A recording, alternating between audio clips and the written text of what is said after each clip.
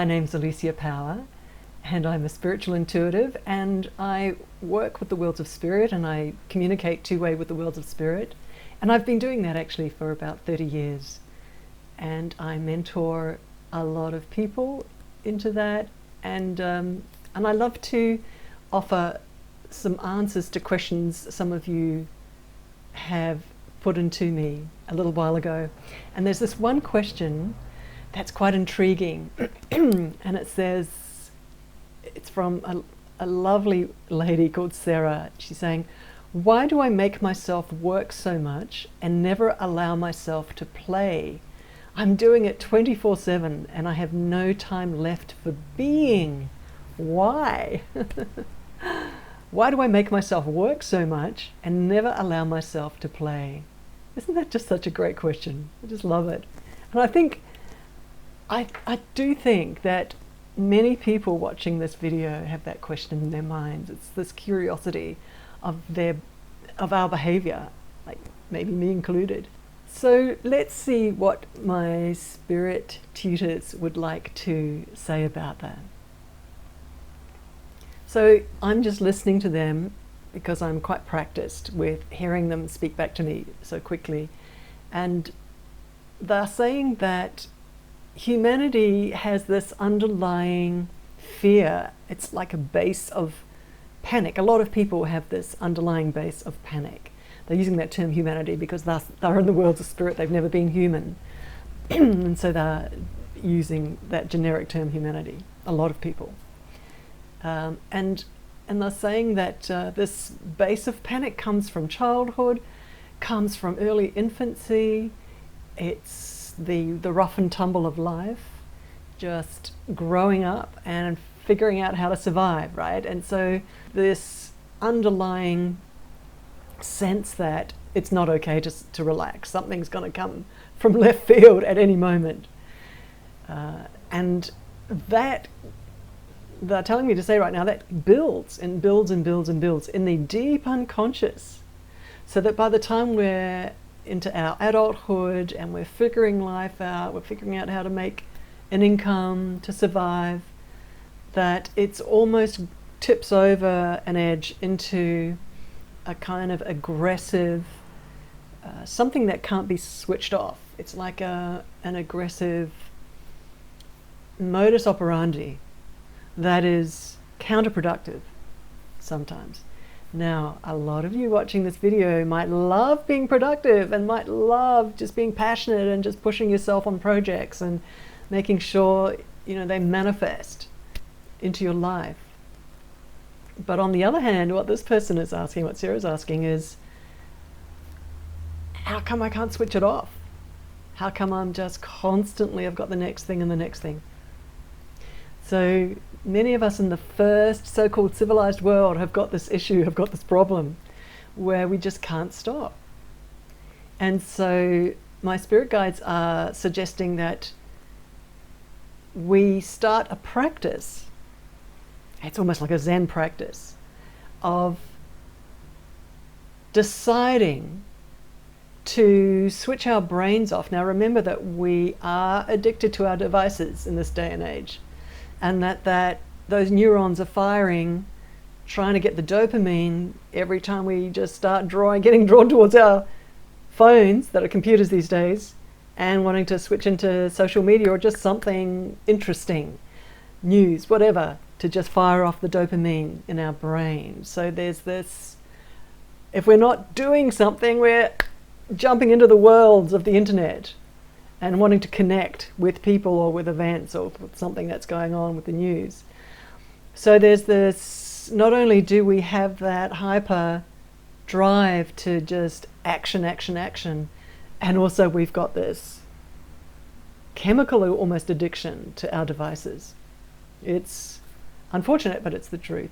So my spirit guides are suggesting to be aware of that for a start, and to start bringing in a tiny bit of discipline into your attention in the way that you're using your attention. So they're saying just to start with, to practice putting your attention on something beautiful. It might be a piece of artwork. It might be the pen sitting on your desk. It could be, and they're suggesting this as your point of attention, point of focus for your attention, is to put your attention onto something in nature regularly throughout the day, almost like medicine for your attention. And they're saying that it's retraining the neuron pathways, the cerebral cortex, to, and also the parts of the brain that are asking for dopamine. They're saying that this is what the brain was actually wired for. It was wired to look at nature and to pull in to the eyes, you could say, the beauty of nature, because it calms the nervous system when we put our eyes on nature. I'm looking out a window. That's what I'm doing out there.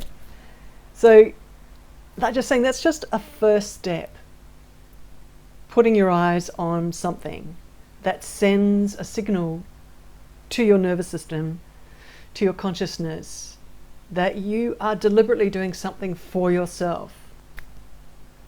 Remember that we've gone into like an ingrained habit of action, production, being productive, and quite often it's an internal inner position of giving, rather than something for yourself. Because actually, especially as women, a lot of women are in mother mode, giving mode, or looking after their parents mode, or looking after their partner mode, giving mode.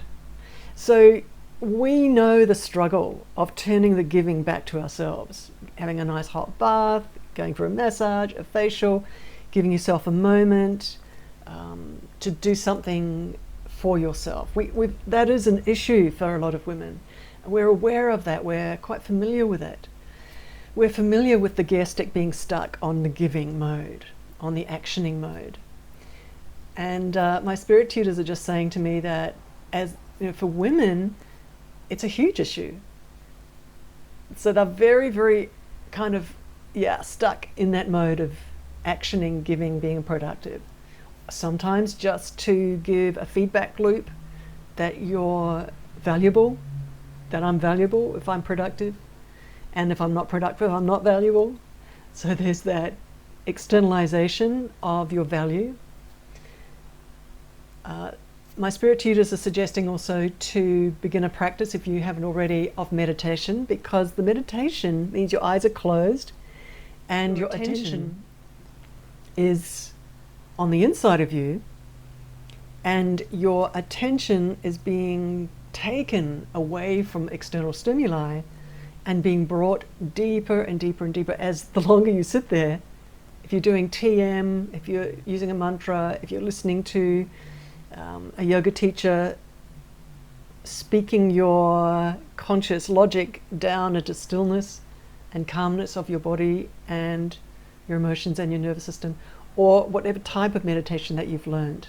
You can find many YouTube videos where teachers are teaching meditation. But the point is to have your eyes closed, usually, and taking your attention inwards and moving into states of love, joy, calm, feeling good, feeling relaxed.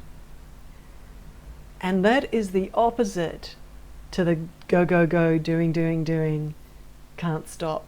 And what I would like to say, and my spirit tutors are suggesting in this quick little video, is to notice the switch moment, the decision moment, where you decide either to look at some nature, something beautiful, or where you decide to close your eyes and meditate and dive inside into an ocean of beingness, stillness, calmness,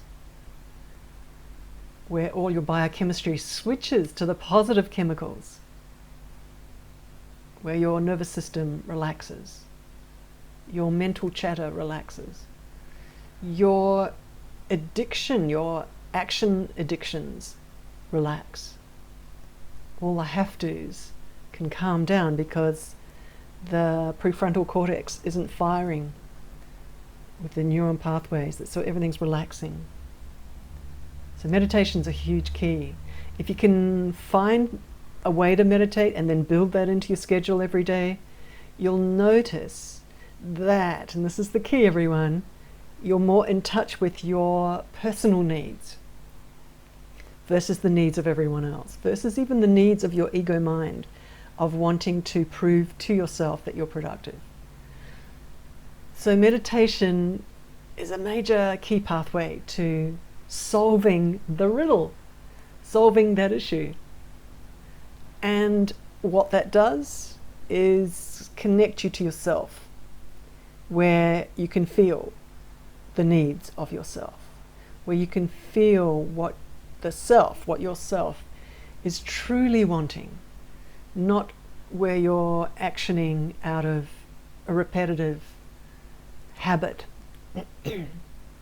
habitual thinking, habitual feeling. So pulling away from that, dropping into stillness, noticing the truth of yourself, what its true needs are. So meditation's a huge one, big key there. I think I'm going to leave it at that just for now, because that's a practice that anyone can start, and it's a huge solution to an endemic problem that many people, I can say most people, have in the world today. Thank you so much. My name's Alicia Power, and I'll see you again soon. Namaste.